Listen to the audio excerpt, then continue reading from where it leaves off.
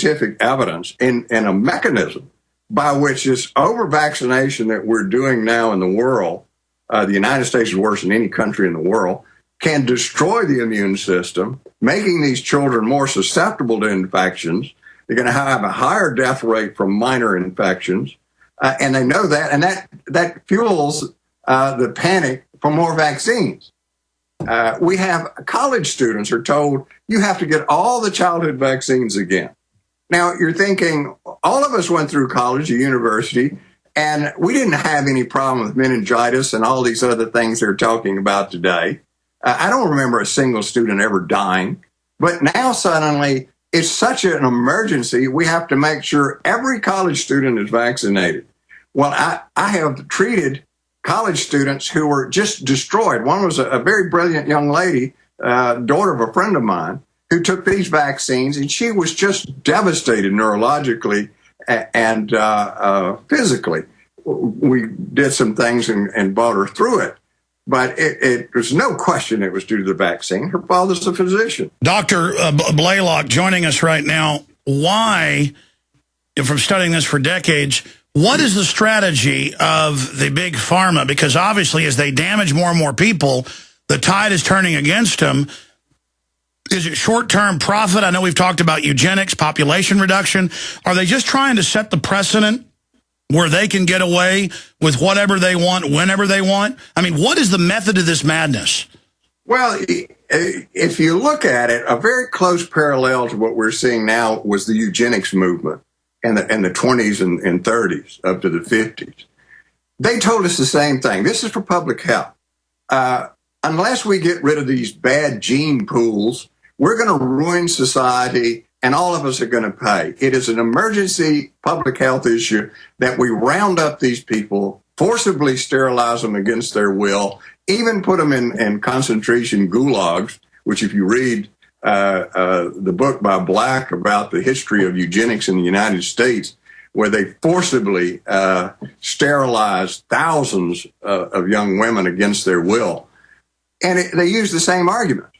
Well, now we look back on it and we say, oh, this was an atrocity in American history, that we allowed public health officials to put these people in gulags. And in fact, there was a very well-known ophthalmologist who said anyone who wears glasses should be sterilized because we don't want to promote blindness in the United States. Now, this is a matter of record. He even submitted a bill to the New York State legislature to have it where people with glasses would be forcibly sterilized. Now, this is where this insanity can lead. Well, with that parallel in mind, here we come with a vaccine policy that is just as dangerous or more dangerous, that's destroying brains, destroying immune systems, and we're saying, oh, it's a public health emergency that these people be vaccinated. Now, these cheerleaders that you're talking about, these physicians who just get livid over this and wild-eyed, they're the people who are listening to this propaganda. They are listening to propaganda that says, oh, we're going to return to the days of mass death from measles if we don't mass vaccinate people and forcibly. Well, if you look back before we had a measles vaccine, which I grew up under those days, I didn't have anybody in any of my classes die from measles. All of us got the measles. I don't remember anybody in town who had children that died from the measles. By the way, I've got 3 children, none of them ever vaccinated, and they've all had the measles, and it was no big deal. Well, it's not saying that there weren't children who died from the measles. They were immune suppressed or sick from other diseases like leukemia, and they will die. But this whole idea that we've got to massively vaccinate or we're going to return to those days. Well, the days they're talking about are in the 1800s and 1700s. They're not talking about in modern times when there was sanitation and better food.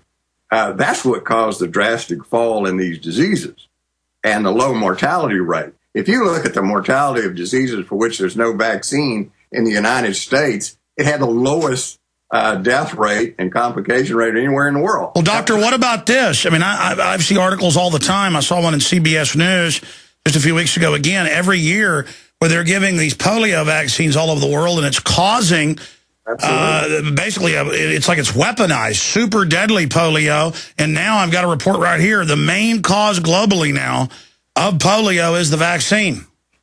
Yeah, they even named it vaccine-mediated polio because the World Health Organization admitted it was being caused by the vaccine. Now, the interesting thing was, in the United States, we recognized that the live polio vaccine was the only cause of polio in the United States after the 1960s. Every case was caused by the vaccine. So they outlawed it. You could only use the killed vaccine in the United States.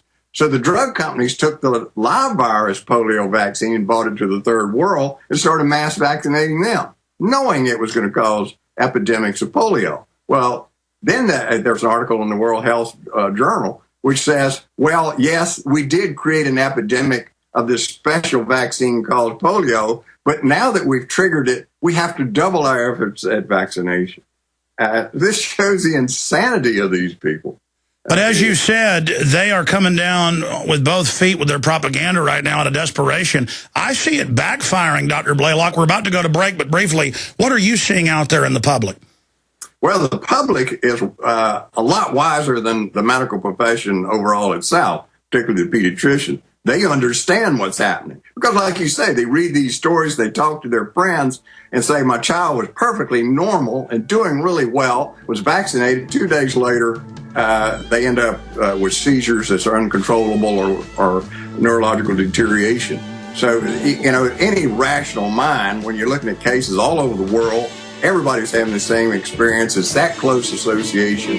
Only an idiot would deny that. Only an idiot or somebody in denial because they've been shooting kids up and don't want to admit it. We'll be back with Dr. Blaylock. We'll give you his website, too. There are limitless ways to go into business for yourself, but most involve substantial capital and risk. Our InfoWarsTeam.com operation is different. We promote premium quality health, energy, and skincare products using dynamic, caring personalities and state-of-the-art media technology to spread a powerful message of health, wealth, longevity, and freedom. This low-cost business opportunity is designed for full-time or part-time, so you can work as little or as much as you'd like. It is you that defines the reward level. Whether you are seeking a few $100 extra per month or a 6 or even 7-figure annual income, it's up to you. Want to find out more? Shoot an email with InfoWars Team in the subject line to InfoWars Team Coordinator MZ and tell him a little bit about yourself. That's the initials MZ at InfoWarsTeam.com. That's MZ at InfoWarsTeam.com. I only promote products that I truly believe in, and these are phenomenal. Whatever you do, visit InfoWarsTeam.com. Do you know which 37 crucial food items are going to fly off the shelves when the next disaster hits? If you don't, you and your family may be without food and waiting in long food lines after a big disaster strikes. You would be surprised how many people don't have these food items right now. 123survivalplan.com has set up a For Patriots Only video with inside information on the 37 food items that will sell out first when the next disaster strikes. The video on 123survivalplan.com has crucial information you and your family need to prepare for any disaster, natural or man-made. And you won't have to be afraid of going hungry or being sent to a FEMA refugee camp. See the video that over 1 million other smart patriots have already seen in the last 4 months. Prepared now. Go to 123survivalplan.com and learn which 37 food items you should hoard. Easy to remember, 123survivalplan.com. Again, that's 123survivalplan.com. Are you still a traditional smoker? Now experience a new lifestyle and try vaping with e-cigarettes by LeSig.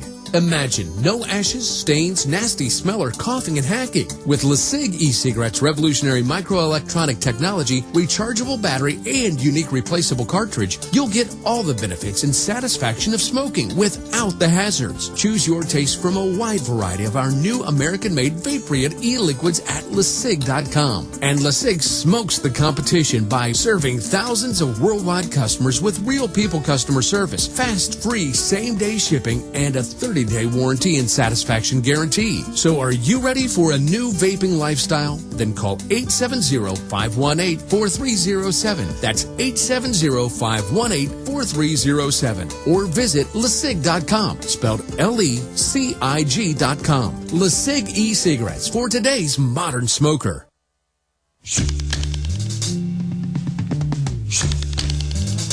There is nothing more frustrating, nothing that makes me more angry than knowing that the bisphenol A, the fluoride, the shots is hurting people. I mean, the U.S. #1 in obesity, #1 in cancer, just #1 right down the line. And we're the main beneficiaries of this medical mafia.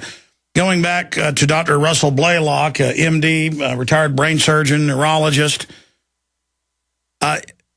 We've only got this short segment, one more little segment with you, Dr. Blaylock, and there's so much, obviously, to talk about. But anything else you think you should add on vaccines before we get some into fluoride? Well, the really frightening thing about the vaccines is that these people know that they're endangered, so they're trying to push mandated vaccines in the states. That means you have no choice whatsoever.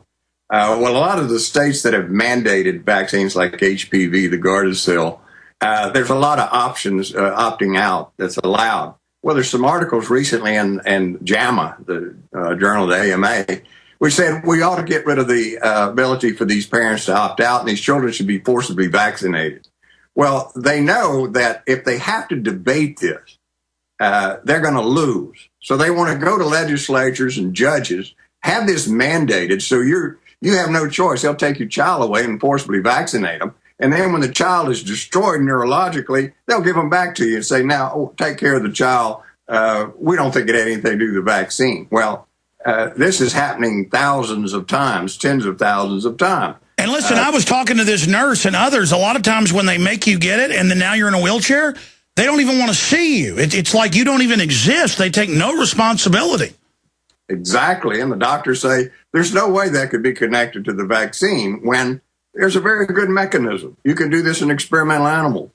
You vaccinate them with the same thing that's used as a immune adjuvant in the vaccine, you'll produce neurological injury. You'll produce paralysis. Briefly, from your research and others, what on average is happening in the brain? Because it's, I mean, you always hear it's when they give them the double, the triple. One reporter I was talking to, they said, oh, your child's behind. We'll give them 9 shots, 6 shots, 9 different viruses. And it was that night, convulsions, and for 4 years, you know, screwed up guts, everything. Well, it is absolutely proven. If you massively stimulate the immune system systemically, that is by a vaccine, it will massively activate the brain's special immune system, which is governed by microglia cells. And these pour out excitotoxins into the brain, as well as inflammatory cytokines for months, even years. And that's what's producing the damage and the death in these children. Well, this has been done experimentally in animals and thousands of laboratories all over the country. This is a very hot topic. Yet we ignore this research that shows that if you do this, you're going to get this damage and that the brain is highly vulnerable at this age. We just totally ignore it. And I parallel it to, well, what if you say it's important that people take their hypertensive medications, so we should make it where we don't tell them that there's complications to these medications because that might scare them away from taking the medicine.